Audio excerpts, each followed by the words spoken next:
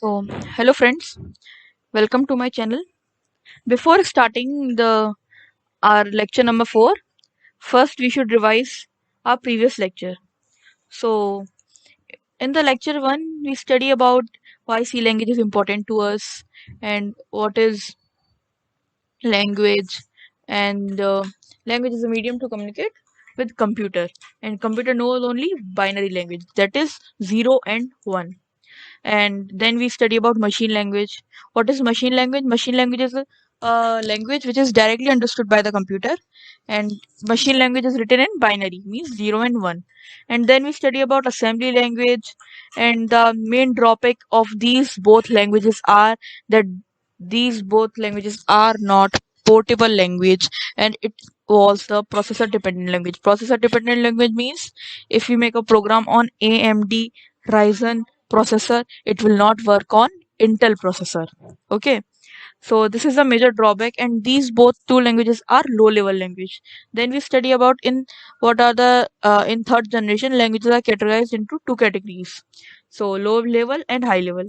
But here is three categories in medium level also, and C language is a medium level language. Low level machine language and assembly language, and COBOL, Fortran, Basic, Algol, these are high level languages. Then what are the drawback of high level language? Drawback is if we make a business related program, then we have to use COBOL only. And if we have to make scientific calculator like program, then we have to use Fortran. We cannot make it on COBOL. So this is the major drawback of high level languages. Now we study about translator. C is the only language, mid level language. Then SHE, the father of the C language. Then we study about machine independent or portable. What are the phases of C program? How do we write a C program? Then IDE, and then comments, single line comments and multi-line comments. Single line comment can be written in a single line, and multi-line can be the multiple lines. And these comments are ignored by the compiler. ये हम अपनी readability के लिए comments लिखते हैं. Now, what are the header files? Studio.h, Kony.h. These are the header files, and these header files are what are header files? Header files are the collection of function. Function क्या होते हैं? Header file क्या होता है? Header file होता है collection of predefined function, and we include the header file with the program so that the function from those header files can be used. मतलब हम ये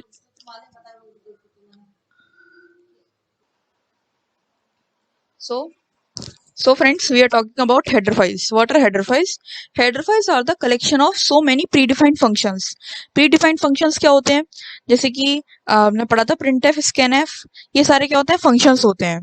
और header files का काम क्या होता है? उन functions को उनके अंदर अपने अंदर लेना और उनको further use करना program में. Okay, then the functions are put in different header files. मतलब studio.h जो है इसमें दो functions होते हैं, printf और scanf. और भी बहुत functions होते हैं, मैंने आपको बताया था कि आप अपने विंडोज ज्यादातर सबके जो सी होती है उसी में ही होता है. सी में आप टर्बो सी पे जाइएगा, फिर आप इंक्लूड पे जाइएगा तो आपको देखिए सारी हेडर फाइल्स हैं. आप जैसे कि स्टूडियो पे हमने क्लिक किया तो यहाँ पर आपको अंदर क्या दिख जाएंगी? अपनी सारे फंक्शंस दिख जाएंगे. जो भी फंक्शंस studio.h के अंदर होंगे वो सारे आपको इसके अंदर दिख जाएंगे. सो these are the functions and studio.h is a header file. किसी भी चीज के बाद में .h यूज होता है तो वो क्या होती है? अपनी हेडर फाइल होती है. Now Kony.h. Kony.h मतलब console input output. Console screen कौन सी होती है? जो हमारी आउटपुट वाली स्क्रीन होती है काली वाली, उसको हम बोलते हैं कंसोल स्क्रीन. तो वो होता है कंसोल इनपुट आउटपुट, और Studio.h होता है स्टैंडर्ड इनपुट आउटपुट. कंसोल में होते हैं CLR, SCR, GetCH, और अभी और फंक्शंस भी होते हैं कोनियो के अंदर, वो हम आज पढ़ेंगे. सो और ये भी बहुत सारी क्या है, ये हेडर फाइल्स हैं. नाउ वॉइड एक वो होता है, वो कीवर्ड होता है जिसके आगे आप कोई सा भी फंक्शन लगा दो वो उसको कुछ भी रिटर्न नहीं करा था। आप void के आगे कोई सा भी फंक्शन लगा दीजिए, फिर वो फंक्शन कुछ भी रिटर्न नहीं करता। ज्यादातर होता है कि फंक्शन, हम कहते हैं फंक्शन, हम आपको जब ये सी प्रोग्रामिंग का मुझे आपको फुल कोर्स देना है, तो फुल कोर्स के आपके एंड के 4 लेक्चर में मैं आपको दिखाऊंगी कि जो फंक्शंस होते हैं वो कैसे कैसे रिटर्न करते हैं। जैसे कि जो printf है वो क्या रिटर्न करेगा, तो वो हम आपको उसमें दिखाएंगे एंड के 4 लेक्चर्स में। सो तो जो void है, हर एक नहीं, हर एक कोई फंक्शन कुछ ना कुछ रिटर्न करता है। printf, scanf ये सब कुछ ना कुछ रिटर्न करते हैं, पर void के आगे जो भी फंक्शन लग जाता है वो कुछ भी रिटर्न नहीं करता। नोट इसको आप अपने दिमाग में बिठा लीजिए कि void के आगे कोई सा भी फंक्शन लगता है, सपोज void के आगे हम हर बार void main लगाते हैं, तो main कुछ भी रिटर्न नहीं करता। void के आगे जो भी फंक्शन लग जाता है वो कुछ भी रिटर्न नहीं करता। void एक कीवर्ड है जो कुछ भी रिटर्न नहीं कराता, जिस इसके आगे जो भी फंक्शन लगता है ये उसे कुछ भी रिटर्न नहीं कराता। Now comes to main. Main is a predefined function जो कि अपने प्रोग्राम को एग्जीक्यूट करने के काम आता है। इसके बिना कंपाइल तो हो जाएगा प्रोग्राम, पर एग्जीक्यूट नहीं होगा। Now we study about CLR SCR. It is used for screen clearance. And then this is the body of the loop. How we write? First we write void main, then here is the body of the loop. Then why we use semicolon? Semicolon is used to denote that end of the statement or completion of the statement. And what is printf? Printf is a predefined function which belongs to studio.h header file, and it is used to print the content in the screen which is enclosed in the double quotes. जो printf के double quotes के अंदर लिखा जाता है, इसका काम होता है उसको प्रिंट कराना, आउटपुट वाली स्क्रीन पर लाना। getch क्या होता है? getch एक प्रीडिफाइंड फंक्शन है जो बिलोंग करता है conio.h नाम की हेडर फाइल को। इसका काम होता है आउटपुट स्क्रीन पर, ये अपने आउटपुट स्क्रीन को होल्ड करके रखता है जब तक हम इसे कोई कैरेक्टर पास नहीं करते। मैंने आपको पिछली वीडियो में मैंने, मतलब ये लेक्चर 4 है, लेक्चर 2 में मैंने आपको दिखाया था कि हम getch मैंने हटा दिया था और वो प्रोग्राम रन तो हो गया था, दिखा रहा था कोई भी एरर नहीं है, पर जब हम कंपाइल कर रहे थे तो क्या दिखा रहा था? बार बार स्क्रीन आ जा रही थी। तो हमें देखिए, हमें किसी भी चीज के बारे में कुछ चीज जाननी हो तो आप उसको हटा दीजिए, हमें उसकी इंपॉर्टेंस पता चल जाएगी। सो हमने बेसिकली क्या किया, getch को हटाया, हमें उसकी इंपॉर्टेंस पता चल गई कि हमारी स्क्रीन होल्ड नहीं हो रही है। तो getch की मदद से हमारी स्क्रीन क्या होती थी? होल्ड होती थी। ये इसका पर्पस ये नहीं होता स्क्रीन को होल्ड करके रखना, इसका पर्पस होता है ये स्क्रीन को होल्ड करके तब तक रखेगा जब तक आप इस पर कोई करेक्टर पास नहीं करते। गेट का मतलब लेना, ch मीन्स करेक्टर लेना। ये तब तक आपकी स्क्रीन को होल्ड करेगा जब तक आप इसे कोई करेक्टर देते नहीं हैं। getch मीन्स करेक्टर लेना, तो जब तक होल्ड करके रहेगा जब तक आप इसे कोई करेक्टर देते नहीं है। पर आप भी जिद्दी हैं, आप फिर भी देखना चाहते हैं आउटपुट कि नहीं हम getch भी नहीं लगाएंगे, हम फिर भी आउटपुट देखना चाहते हैं, तो आप AL+F5 यूज करके आउटपुट अपना देख सकते हैं। ओके, सो getch की इंपोर्टेंस थी। उसके बाद हमने पढ़ा था कि ये सारी शॉर्टकट कीज, कि फाइल ओपन करने के लिए F3 यूज करते हैं, जूम करने के लिए F5 यूज करते हैं, अंडो करने के लिए ALT+ बैकस्पेस, रीडू करने के लिए बहुत सारी हमने पढ़ी थी सारी। उसके बाद हमने पढ़ा था जैसे कि हम कोई फाइल सेव करते हैं .c में, .c में कब सेव करते हैं? .c में फाइल हम अपनी तब सेव करते हैं जो टर्बो सी है, वो सी प्रोग्रामिंग और C++ प्रोग्रामिंग दोनों के काम आता है। पर .c फाइल जब सेव करते हैं जब हमें सी प्रोग्रामिंग करनी होती है, जब हमें C++ वाली प्रोग्रामिंग को सेव करना होता है तो हम यूज करते हैं .c++। अब .c हम यूज करा है क्योंकि हम सी प्रोग्रामिंग कर रहे थे, तो हम अपनी किसी भी फाइल के एंड में .c का एक्सटेंशन लगाते हैं। और होता क्या है कि हम .c के नाम से सेव करते हैं। फिर ये बिल्ड जो प्रोसेस के बारे में मैंने आपको बताया था, बिल्ड प्रोसेस से क्या होता है कि फाइल हमारी .exe में चेंज हो जाती है। बिल्ड प्रोसेस क्या होता है? बिल्ड प्रोसेस ये होता है कि जैसे कि हमारी कोई फाइल गई .c की, प्री प्रोसेसर क्या करेगा, वो सारी हेडर फाइल्स को लेगा। प्रोसेस होने से पहले सारी हेडर फाइल्स ली जाती हैं। स्टेप 1, स्टेप 2 में वो .i में कन्वर्ट हो जाती है। वो स्टेप 2 में कंपाइलर की मदद से कंपाइलर उसको .obj में कन्वर्ट कर देता है, ऑब्जेक्ट फाइल में। फिर लिंकर का काम क्या होता है? मेन होता है लिंकर का काम, जो .exe में कन्वर्ट करता है। वो कैसे करता है? वो अपने सिस्टम से लाइब्रेरी फाइल्स लेता है, सारी लाइब्रेरी फाइल्स लेके उनको .obj से .exe में कन्वर्ट करता है। .exe क्या? Executable file. फिर हमने पढ़ा था ये कैसे कैसे होता है बिल्ड प्रोसेस, इसके बारे में ज्यादातर पूछा जाता है। फिर रन कैसे होता है बताया था मैंने। ये सोर्स कोड .c, एडिटर और आईडी मतलब अपना टर्बो सी, आईडी क्या होता है? Integrated development environment. सो पहले हम कोड लिखते हैं अपना, फिर .c.h अब हेडर फाइल्स लगाते हैं, फिर प्री प्रोसेस होता है। प्री प्रोसेस से क्या होता है, सारी फाइल्स वो इंक्लूड करता है, जो जो हेडर फाइल्स वाली सारी फाइल्स हैं उनको इंक्लूड करता है और सिंबल्स हटा देता है। जो सिंबल जैसे डॉट एच वगैरह होते हैं इनको हटा देता है, और सिंबल्स मतलब जो ऊपर की जो 2 लाइन होती है ना हेडर फाइल वाली, ये इनको हटा देता है। ऊपर की जो 2 लाइन होती है हेडर फाइल वाली, इनको हटा देता है और सारी फाइल्स को अपने अंदर ले लेता है। और प्री प्रोसेस कंपाइलर, फिर कंपाइलर काम प्री प्रोसेस हो गया, फिर कंपाइलर का काम होता है उनको ऑब्जेक्ट कोड में कन्वर्ट करना। ऑब्जेक्ट कोड में कन्वर्ट करके कंपाइलर लिंकर को पकड़ा देता है। लिंकर का काम होता है विंडोज से सारी स्टैटिक लाइब्रेरी, मतलब स्टैटिक मतलब कांस्टेंट लाइब्रेरी जो होती है विंडोज से, उनको लेता है डॉट एल और डॉट ओबीजी को डॉट एल की मदद से डॉट ई एग्जीक्यूटेबल कोड में कन्वर्ट करता है। लोडर का काम होता है वो लोड करता है, सीपीयू को लोड करता है। ये देखो ये रही डॉट ई वाली फाइल, वो लोड करता है सीपीयू में। सीपीयू का काम होता है अपना इनपुट और आउटपुट हमें शो करता है। तो लोड और एग्जीक्यूट जो स्टेप 5 और 6 है ये किस में होता है, रन में होते हैं, क्योंकि लोड करना मतलब उसको देना, और एग्जीक्यूट तो ये रन प्रोसेस हुआ। और जो बिल्ड प्रोसेस होता है वो क्या होता है, वो होता है प्री प्रोसेसर, कंपाइलर और लिंक एडिट। ये बताया था मैंने आपको पिछली वीडियो में। फिर ये बताया था जैसे कोई भी हम सॉफ्टवेयर डाउनलोड करते हैं वो डॉट ई फाइल में डाउनलोड होता है। पहला स्टेप क्या होता है कि वो हार्ड डिस्क में डाउनलोड हो जाता है। दूसरा स्टेप क्या होता है कि वो रैम में अपनी जगह बनाता है। तीसरे स्टेप में क्या होता है, जो मेमोरी यूनिट होती है वो जो जो फाइल में लिखा होता है उसको रीड करती है और उसके लिए जगह बनाती है सिस्टम में। देन सेंट्रल यूनिट क्या करती है, उस सारे इंस्ट्रक्शन को रीड करके उस कोड को डिकोड करती है। कोड को डिकोड करना मतलब जैसे कि कोई भी फिल्म है जो जैसे कि कोई इंडिया का आदमी पाकिस्तान जाता है तो वो फोन पे बात तो कर नहीं सकते, वो क्या कोडिंग से बात करते हैं। अपनी कोडिंग से कैसे करते हैं कि वो कोड लैंग्वेज उन्होंने सीखी होती है, तो वो जब बीच में कोई थर्ड पर्सन उसको देखता है तो देखते वो समझ नहीं पाएगा, उसको बहुत टाइम लग जाएगा उस कोड को डिकोड करने में। पर वो जो जिस इंसान को जानता है वो तुरंत डिकोड कर देगा। तो ये काम सेंट्रल यूनिट करती है, और ये क्या करती है, ये कोड को डिकोड करती है।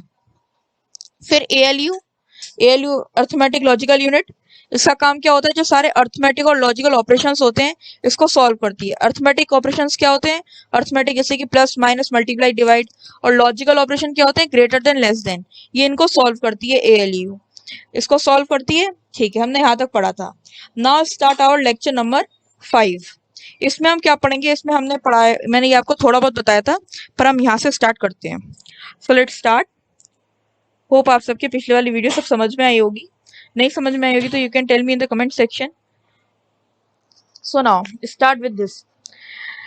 अब हमारी जो कंसोल स्क्रीन होती है, कंसोल स्क्रीन क्या, आउटपुट स्क्रीन जो होती है उसका स्ट्रक्चर क्या होता है। जो आउटपुट स्क्रीन होती है वो डिवाइड होती है 80 कॉलम्स में और 25 रोज में, मैंने आपको ये दिखाया था। और इसके 80 कॉलम और 25 रोज का मतलब क्या हो गया, 18 इंटू 25 2000 करेक्टर आउटपुट स्क्रीन पर रिप्रेजेंट करा सकती है। जो आउटपुट स्क्रीन होती है वो ज्यादा से ज्यादा 2000 करेक्टर अपनी स्क्रीन पर रिप्रेजेंट करा सकती है। और बाय डिफॉल्ट कर्सर की लोकेशन 1:1 होती है। बाय डिफॉल्ट मतलब हम हमारे बिना कुछ करे कर्सर की जो लोकेशन होती है वो देखिए इधर होती है, देखिए इधर, ये दिख रहा है, यहाँ होती है कर्सर की लोकेशन। आप नोटपैड कभी ओपन करते हैं तो नोटपैड में ओपन करते ही जो कर्सर की लोकेशन होती है वो कहाँ होती है, वो 1:1 पर होती है। देखिए आप सब इधर, ये देखिए ब्लिंक कर रहा है कर्सर, ये कहाँ ब्लिंक कर रहा है, ये 1:1 लोकेशन पर ब्लिंक कर रहा है कर्सर। तो ये बाय डिफॉल्ट कर्सर की लोकेशन 1:1 होती है। और जो आउटपुट स्क्रीन होती है वो 80 कॉलम्स और 25 रोज में डिवाइडेड होती है, और टोटल 2000 करेक्टर आते हैं। अगर आप इससे ऊपर करते हैं तो अगला पेज हो जाता है, अगले पेज में आएंगे। फिर now start with go to x Y function. Go to x Y function क्या है, अब हम ये पढ़ेंगे। सपोज हम चाहते हैं कि ये जो कर्सर की लोकेशन है 1:1 पर है, ठीक है। हम चाहते हैं हमारा आउटपुट जो है यहाँ आएगा, यहाँ से स्टार्ट होता है हर बार आउटपुट। हम चाहते हैं हमारा मिडिल में आए, हम नहीं चाहते हमारा आउटपुट इधर आए। तो हम go to x Y function use करते हैं। गो टू एक्स वाई को आप एक्सपेंड कीजिए। गो टू मतलब जाओ, गो टू कहाँ जाओ, एक्स वाई मतलब एक्स कॉमा वाई क्या, X refers to column and Y refers to rows, ठीक है। So go to x Y मतलब it is use to move the cursor on the particular row and column. ये cursor को उधर लेके जाएगा, एक आप जो भी एक्स में वैल्यू डालेंगे, ये एक्स आपने कॉलम डाल दिया, रो डाल दिया, तो ये कर्सर को उधर ले जाएगा जो आपने रो और कॉलम डाला है। चलिए हम इसे करके देखते हैं, स्टार्ट करते हैं हम अपना। ठीक है, जैसे कि मैंने डाल रखा है, wait, go to x y, go to x y. अब मैंने जैसे कि यहाँ पे वैल्यू डाल दी,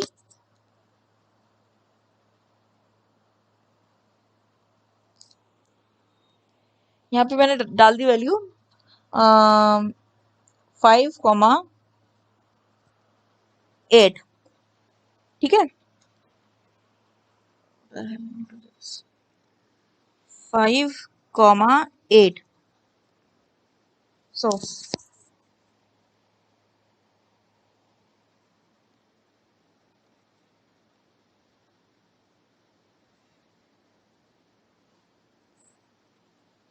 यस, तो देखिए मैंने इसमें क्या लिखा है, पहले पढ़ लीजिए सब।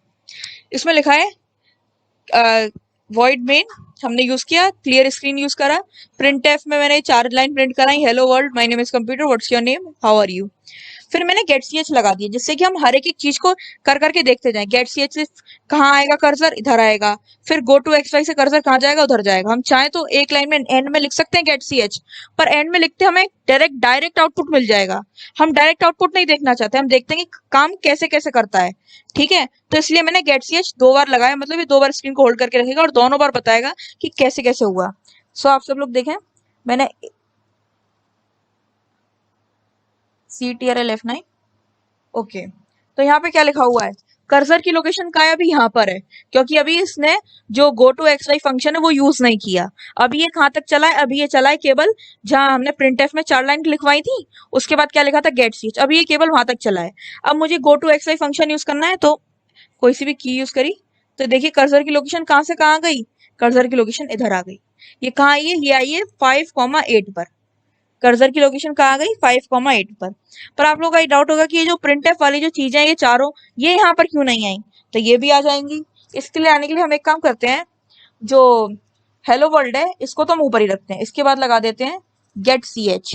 ठीक है, तो यहाँ तक ये वाला ही हो जाएगा फंक्शन। नाउ ये वाला गेट सी एच हटा देते हैं। अब ये आ गया go to x y get C H.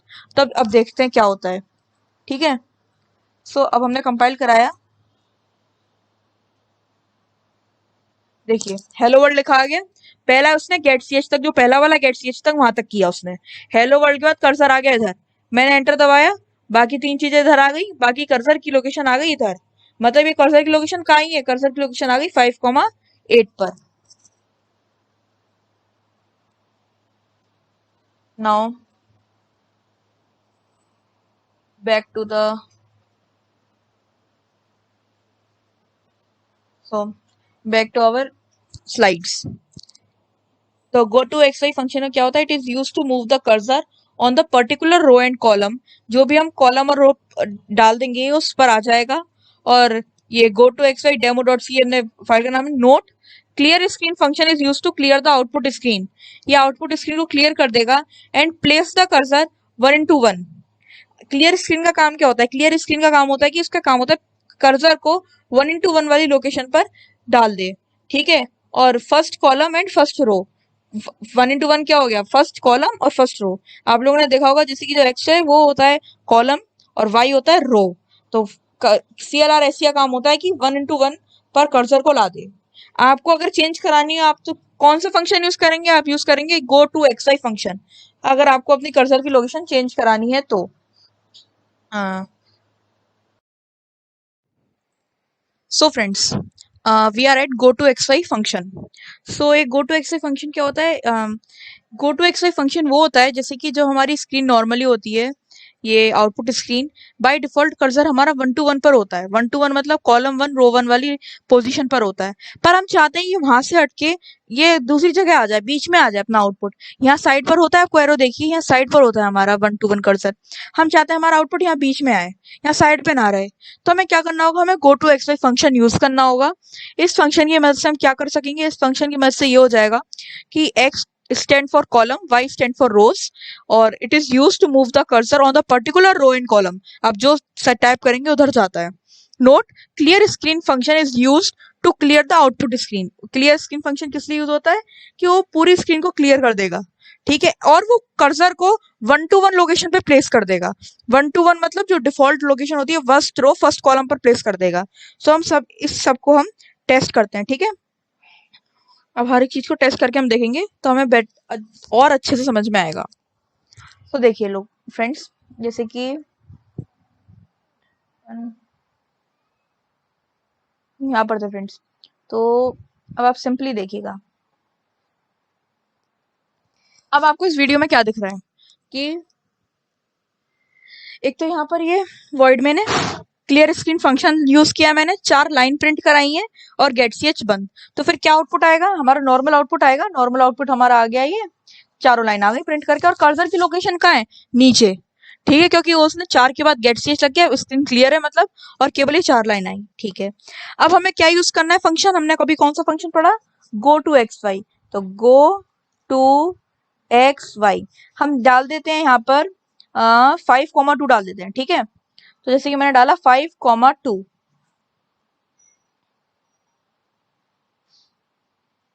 Yes. सो अब जैसे कि मैंने गो टू एक्स वाई डाला, अब मैं चाहती हूँ कि हम मेरे को अपना हर एक लाइन का मतलब पता चल जाए कि ये हो कैसे रहा है। तो मैं फिर से गेट ch यूज करूंगी, मैंने अभी आपको बताया था ना, गेट ch फंक्शन यूज किया मैंने।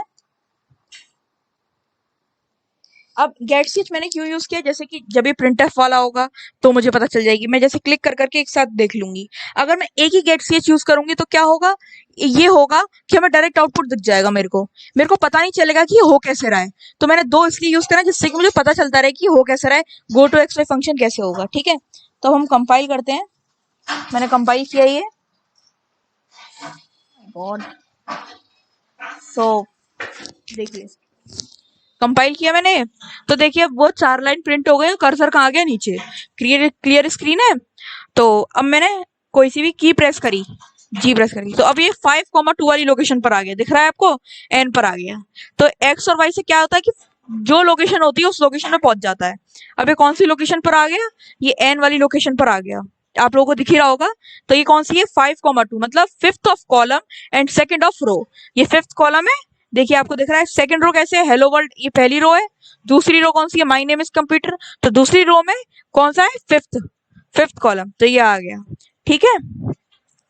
अब हम चाहते हैं ये आ जाए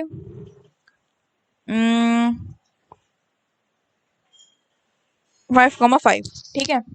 अब करके देखते हैं,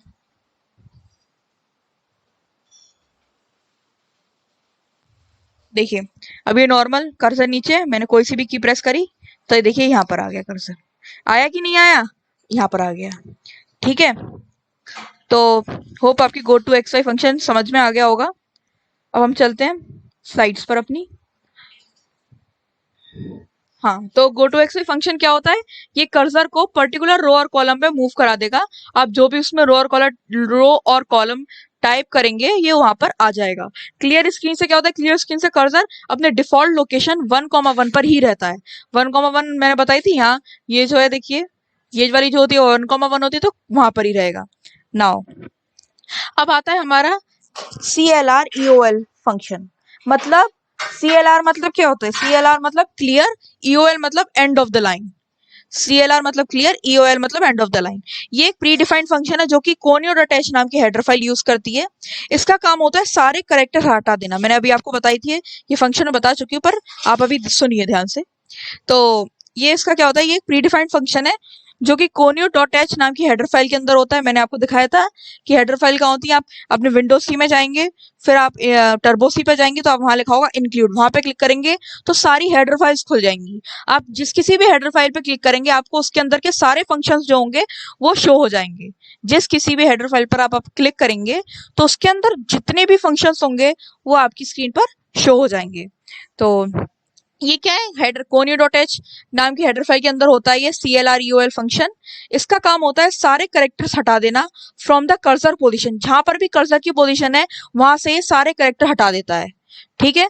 it removes all the characters from the cursor position to the end of the line, और जहां तक लाइन खत्म होती है, जैसे कि लाइन कहां तक चल रही है, आप ये देखिए, ये फाइल वाली लाइन है, F से स्टार्ट है, ई पर खत्म है, फाइल से दा पर खत्म है। कर्सर अगर टी पर है, IT का जो टी है इस पर कर्सर है, तो ये क्या काम करेगा, ये क्लियर से लेके सारी लाइन हटा देगा, आगे जितने भी अक्षर होंगे वो हटा देगा, इसी लाइन के केवल, अगली लाइन के नहीं, इसी लाइन के। और without moving the cursor, cursor की जो लोकेशन है टी पर, वो टी पर ही रहेगी और सारे करेक्टर हट जाएंगे।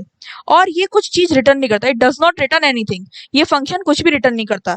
वैसे तो जो भी फंक्शन वॉइड के बाद होता है, मतलब जैसे वॉइड के बाद मेन फंक्शन यूज होता है, तो वो मेन कुछ भी रिटर्न नहीं करता, ठीक है। अब अब पर ये तो किसी वॉइड के आगे नहीं लगा, पर ये भी फंक्शन कुछ रिटर्न नहीं करेगा, पर और फंक्शन रिटर्न करते हैं, तो वो हम आपको बाकी एंड की वीडियोस में बताएंगे कि फंक्शन कैसे रिटर्न करता है और कैसे हमें दिखेगा। So this function does not return anything and lines below it remain same as it means line below are not shifted up। जो इसके नीचे की लाइन है, जैसे कि अगर ये सब चीजें रिमूव हो गई तो ये एंड ऊपर आ जाए, एंड वाली लाइन है वो ऊपर आ जाए, पर ऐसा नहीं होगा, लाइन ऊपर नहीं आएगी, वो सब अपनी जगह ही रहेंगी। इसका मतलब लाइन जो होती है, line below are not shifted up, वो ऊपर नहीं आती, वो अपनी अपनी इट रिमेन्स सेम। ठीक है, अब ये भी हम आपको करके दिखाएंगे, हर एक चीज हम करके दिखाएंगे एक्सपेरिमेंट, तभी समझ में आएगा अच्छे से। तो हम ये आ गए।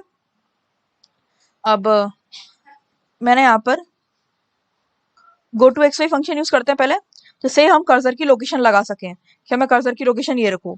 तो go to x Y function use करके मैंने कर्सर की लोकेशन लगा दी 5,2, ठीक है, और ये बंद कर दिया, सेमीकोलन लगा दिए, ठीक है। और अब हमें कौन सा फंक्शन यूज करना है, CLR EOL, मतलब CLR मतलब क्लियर और EOL मतलब and of the line, EOL मतलब एंड ऑफ द लाइन और CLR मतलब क्लियर। सो हमने वो वाला फंक्शन यूज किया। फिर हम गेट ch लगाएंगे। गेट ch हम बार बार क्यों लगा रहे हैं, जिससे कि हमें हर एक चीज का पता चलता रहे कि कैसे कैसे हो रहा है। अगर हम एक बारी में लगा देंगे तो हमें नॉर्मल आउटपुट मिल जाएगा, हमें पता ही नहीं चलेगा, ठीक है। तो हम कंपाइल करते हैं, देखिए तो नॉर्मल पहले क्या हुआ कि चारों लाइन प्रिंट हो गई, क्लियर स्क्रीन की मदद से एरो नीचे आ गया, मैंने कोई सा भी की दबा दी, अब ये एन पर आ गया, मतलब जो जी गो टू एक्स फंक्शन था उसकी मदद से ये एन पर आ गया। 5,2 लगाया था तो आप सब देख सकते हैं एन पर आ गया। अब मैंने फिर से कोई की प्रेस करी तो देखिए एन के बाद के जितने सारे अक्षर थे वो सारे चले गए, सारे कैरेक्टर चले गए, नहीं चले गए, एन के बाद के सारे कैरेक्टर चले गए, और कर्सर भी अपनी जगह रहा, वो अपनी जगह ही ब्लिंक कर रहा है, उसकी पोजीशन नहीं बदली, और जो नीचे की लाइन थी वो ऊपर शिफ्ट भी नहीं हुई, वो भी अपनी जगह है। तो आप लोगों ने देखा कि वो भी अपनी जगह और कर्सर की लोकेशन भी नहीं बदली। चलिए हम फिर से अलग कर देते हैं गो टू एक्स वाई की। अब हम कर देते हैं, जैसे कि ये 4th लाइन है तो हम कर देते हैं 2 की जगह 4th वाली लाइन पे, ठीक है। अब हम इसे रन कराते हैं,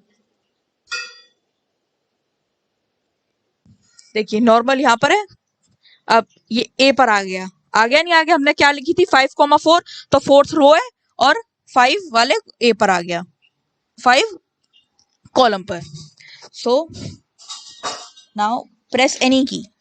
अब देखिए वहां तक के सारे अक्षर चले गए, नहीं चले गए, वहां के सारे चले गए। अब हम एक काम करिए 3 कर देते हैं इसको, हमने 3 किया, ओ माय गॉड, इसको हमने 3 कर दिया, नाउ रन। अब देखिए ये यहाँ पर है, ये कहाँ आ गया, यहाँ आ गया, वो इज से पहले व्हाट इज योर नेम वाली जो इज है उससे पहले आ गया कर्सर। मैंने फिर से कोई की प्रेस करी तो देखिए इसके बाद की सब चला गया, सारे कैरेक्टर चले गए, और हाउ आर यू भी ऊपर नहीं आया, और कर्सर अपनी जगह ही ब्लिंक कर रहा है। तो ये कौन सा फंक्शन होता है, ये होता है CLR EOL, मतलब clear and of the line, ठीक है। अब इतने बार हमने गेट ch लगाया तो उस समय पता चल गया। गेट ch का काम क्या होता है, स्क्रीन को होल्ड करके रखना जब तक हम उसे कोई करेक्टर प्रोवाइड नहीं करते। गेट लेना, ch करेक्टर, जब तक हम उसे कोई करेक्टर पास नहीं करेंगे वो तब तक स्क्रीन को होल्ड करके रखेगा हमारे लिए। Now come to the slides. तो होप आपके CLR EOL फंक्शन समझ में आ गया होगा। अब हम अगले फंक्शन की तरफ बढ़ते हैं, जो है DEL del line. Del line क्या होता है, डेल लाइन आप खुद ही समझ रहे हैं, डेल मतलब डिलीट, लाइन मतलब line. This function belongs to conio.h header file, ये भी conio.h नाम की हेडर फाइल को बिलोंग करता है। इसका काम होता है ये it deletes the line containing the cursor, जहां पर भी कर्सर होगा उस पूरी लाइन को डिलीट कर देगा। ये ऐसा नहीं है कि कर्सर के बाद वाले कैरेक्टर्स को डिलीट करेगा, इसका काम होता है जहां पर भी कर्सर होगा ये वो पूरी लाइन डिलीट कर देगा। ये नहीं कि जो कर्सर का पहला है वो पूरी लाइन ही डिलीट कर देगा, ये जैसे कि वो हाउ आर यू वाला था उसने इतनी डिलीट करी, इसका काम होगा ये पूरी लाइन डिलीट कर देगा, और जो नीचे के अक्षर हैं उनको ऊपर ले आएगा, नीचे के जो सारी करेक्टर्स हैं उनको ऊपर शिफ्ट कर देगा और उस लाइन को पूरी को डिलीट कर देगा। It deletes the line containing the cursor and moves all the line below it up line. Okay, इसका काम है deletes the line containing the cursor, जहां पर भी कर्सर होगा, जैसे कि यहाँ देखिए एन पर है मेरा कर्सर, दिख रहा है आपको फंक्शन के एन पर कर्सर है। अभी हम वो वाला CLR EOL फंक्शन यूज करते तो वो क्या करता, वो ये एन पर मेरा कर्सर है, ये बिलोंग से सारा हटा देता, पर इसको रखता नहीं रखता, और नीचे वाले कैरेक्टर्स को ऊपर भी नहीं लाता, कर्सर को वहीं ब्लिंक कराता रहता। पर जो डेल लाइन है ये क्या काम करेगा, अगर एन पर कर्सर है तो ये पूरा दिस फंक्शन तक को मिटा देगा, ये पूरी लाइन हटा देगा, और जो नीचे की लाइन है उसको ऊपर ले आएगा। ठीक है, चलिए अब इसको हम करके देखते हैं, हर एक चीज हम करके देखेंगे। पहले come to the turbo C, let's start. So ये गेट सी एच है, हम फिर से go to x Y function की उसको वो देते हैं, पोजीशन देते हैं। पोजीशन क्या दें, पोजीशन दे देते हैं चलो ये 5,3। ठीक है, अब 6 लगा देते हैं, बहुत 5 हो गया, 6,3 गेट सी एच।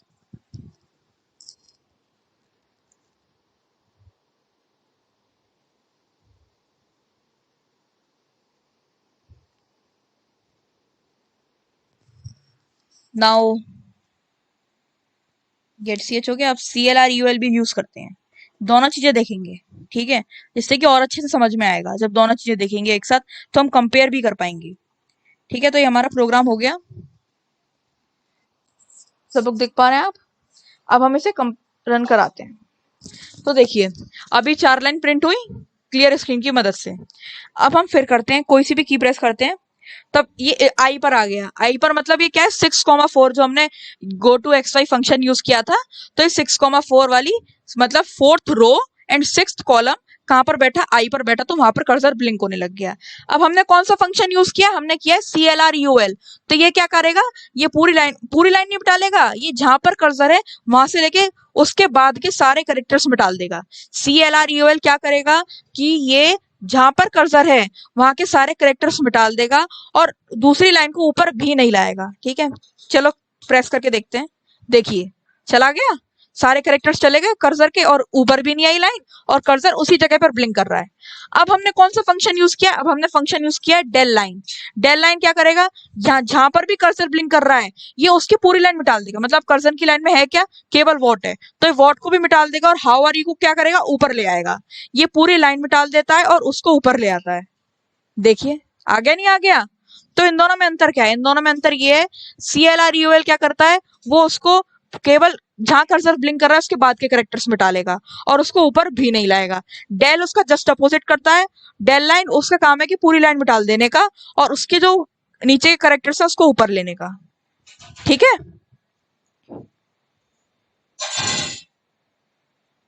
सो देखिए डेल लाइन क्या करेगा, ये पूरी लाइन मिटाल देगा और उसको ऊपर ले आएगा, और CLRUL क्या करेगा, CLRUL करेगा कि वो जहां पर कर्सर है उसके बाद तक के कैरेक्टर्स मिटाल देगा और ऊपर नहीं लाएगा, वो ऊपर ले आएगा। अब हम अगले फंक्शन की तरफ चलते हैं। डेल लाइन तो समझ में आ गया होगा आपके। अब है इंस लाइन। इंस लाइन मतलब इंस का मतलब INS का मतलब क्या होता है, इंसर्ट। लाइन मतलब लाइन। अब एक लाइन इंसर्ट करनी है हमें। इस फंक्शन ये भी conio.h नाम की हेडर फाइल को बिलोंग करता है, and it insert a blank line. ये खाली लाइन को इंसर्ट करा देगा इन करेंट कर्सर पोजीशन। जहां पर भी कर्सर की पोजीशन होगी वहां पर एक ये लाइन इंसर्ट करा देगा, and move all line one level below, और सारी लाइन को नीचे ले जाएगा। जितनी भी नीचे की लाइन है उनको तो ले जाएगा नीचे, और जो कर्सर की पोजीशन है उसको कहाँ ले आएगा, मतलब जहां पर कर्सर की पोजीशन है वहां पर एक लाइन ले आएगा खाली। ठीक है, हम ये भी करके देखते हैं, हर एक चीज करके देखेंगे तभी तो समझ में आएगी। सो आ गए हम, यहाँ पर हम डालते हैं फटाफट।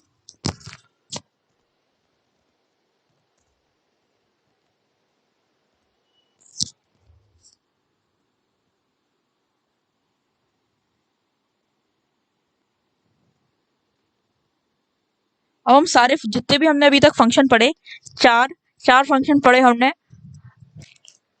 तो हाँ इस प्रोग्राम में हम चारों को यूज करेंगे। ठीक है, तो हमारे और अच्छे समझ में आ जाएगा। तो go to x Y use हो गया, गेट सी एच लगा दिया मैंने। अब मैं लगाऊंगी CLRUL। अब इस फंक्शन को यूज करेंगे, फिर गेट सी एच लगा देंगे, जिससे कि हमें हर एक का बात का पता चलता रहे कि कैसे कैसे हो रहा है। ठीक है, फिर डेल लाइन अपना है ही है। उसके बाद हम लगा देंगे, अभी हमने कौन सा पढ़ा, इंसर्ट लाइन, INS लाइन। ठीक है, अब हम फिर गेट सी एच लगा देंगे, जिससे कि हमें पता चल जाए कि ये कैसे चल रहा है। अगर हम एक ही बार लगाएंगे तो हमें पता नहीं चलेगा, केवल आउटपुट मिल जाएगा। सो अब हम रन कराते हैं।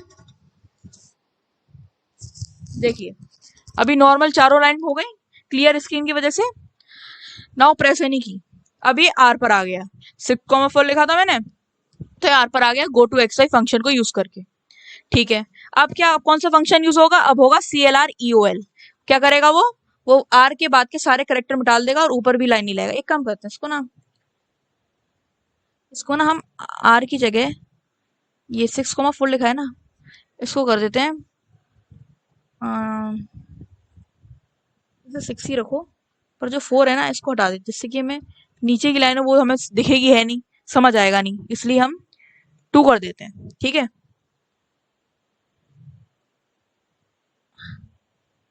देखिए तो 4 लाइन के नीचे है ये क्लियर स्क्रीन की वजह से। अब कौन सा गो टू एक्स वाई की फंक्शन की वजह से ये ए पर चला गया, दिख रहा है आप सबको कहाँ चला गया, नेम का जो ए है वहां पर कर्सर चला गया। अब कौन सा फंक्शन यूज होगा, अब फंक्शन यूज होगा CLR EOL। ये क्या काम करेगा, ये ए के बाद के जितने करेक्टर्स हैं उनको मिटाल देगा और लाइन को ऊपर भी नहीं लाएगा। कोई सी की प्रेस कीजिए, चला गए, तो जहां पर कर्सर था वहां से लेके पूरी लाइन के करेक्टर्स चले गए।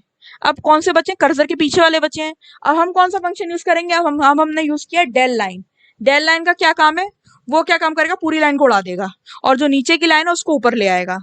ठीक है, तो हम कोई सी की प्रेस करके देखते हैं, देखिए चली गई, पूरी लाइन उड़ गई। अब नीचे वाली जो लाइन थी वो ऊपर आ गई, देखा आपने, hello world my name is computer लिखा था, पूरा चला गया माय नेम इज कंप्यूटर और व्हाट इज योर नेम ऊपर आ गया।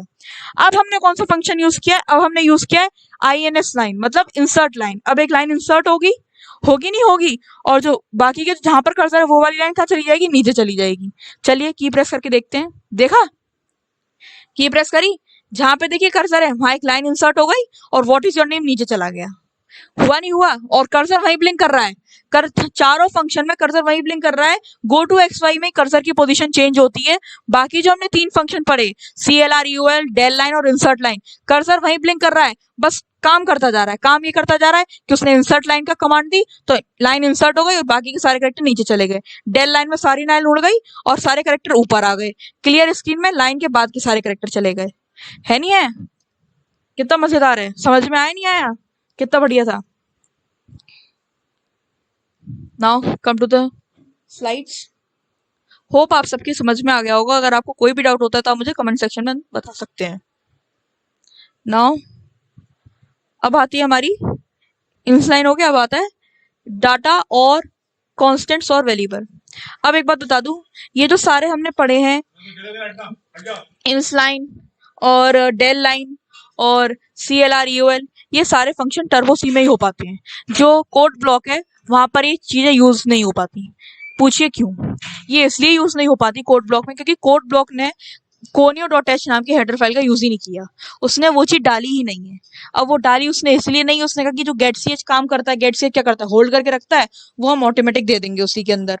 और उसने क्या किया, और क्लियर स्क्रीन का वो यूज करता है ना, conio.h में क्लियर स्क्रीन नाम का फंक्शन यूज होता है, और कोड ब्लॉक ने क्या किया कि हम स्क्रीन पहले से क्लियर करके दे देंगे, तो conio.h की जरूरत ही नहीं है।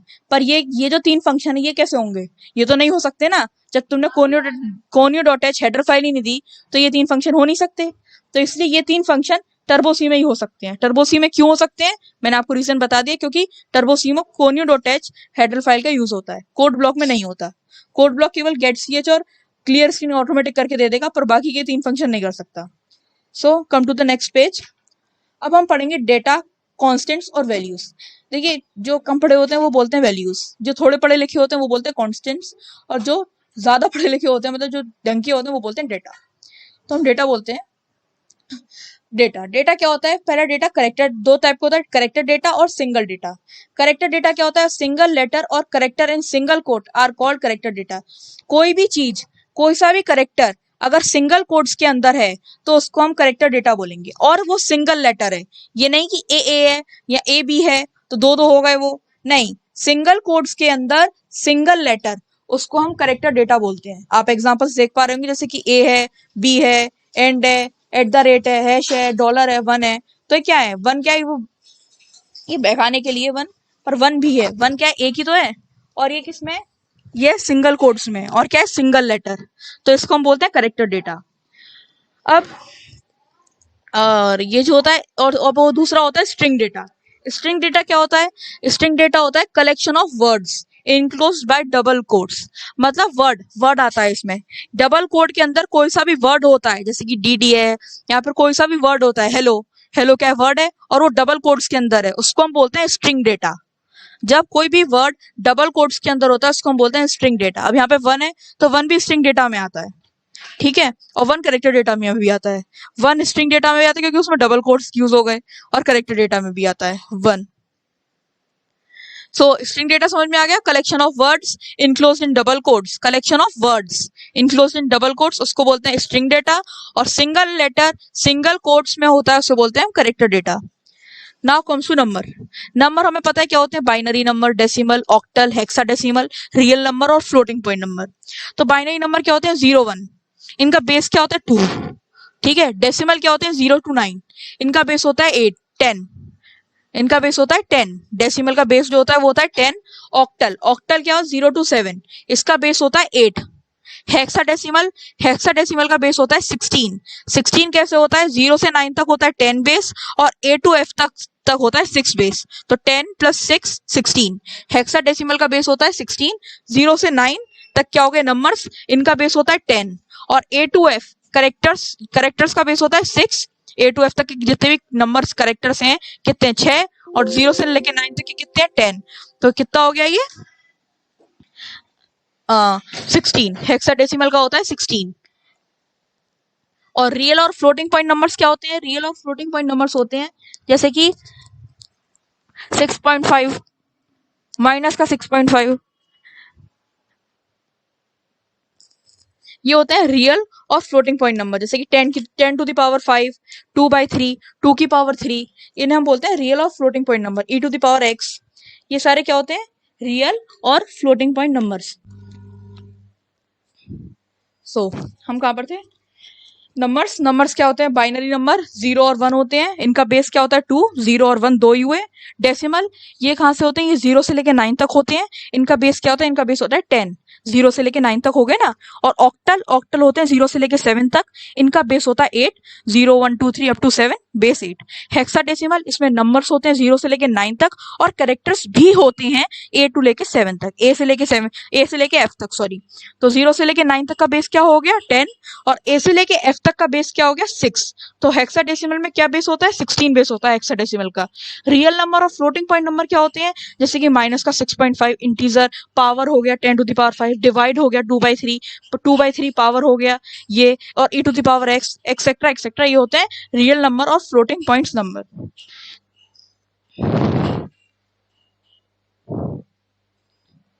अब आते हैं कीवर्ड्स। सो आज इस लेक्चर के लिए इतना ही फ्रेंड्स।